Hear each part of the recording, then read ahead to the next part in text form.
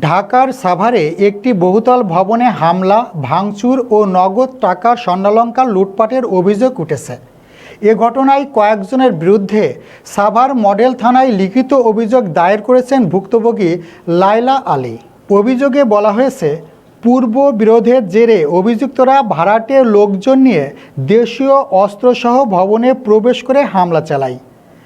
এ সময় ভবনের প্রবেশপথ, সিসিটিভি ক্যামেরা, পানির ট্যাঙ্ক, ছাদের একটি রেস্টুরেন্টে 3টি এসি ভাঙচুর করা হয়। এতে প্রায় 8 লাখ টাকার ক্ষয়ক্ষতি হয়েছে বলে দাবি করা হয়েছে। এছাড়া অভিযোগে আরও বলা হয়, হামলার সময় ভবন ক্রয়ের উদ্দেশ্যে সংরক্ষিত প্রায় 18,50,000 টাকা, একটি 1 ভরি স্বর্ণের চেন এবং 3টি স্বর্ণের আংটি নিয়ে যাওয়া হয়। বাধা দিতে গেলে ভুক্তভোগী ও তার গৃহপরিচারিকাকে প্রাণনাশের হুমকি দেওয়া হয় বলেও অভিযোগে উল্লেখ করা হয়েছে। ভুক্তভোগীর দাবি, স্থানীয় গণ্যমান্য ব্যক্তি ও আত্মীয় স্বজনের মাধ্যমে বিষয়টি মীমাংসার চেষ্টা করার অভিযোগ দায়ের করতে কিছুটা বিলম্বিত হয়েছে।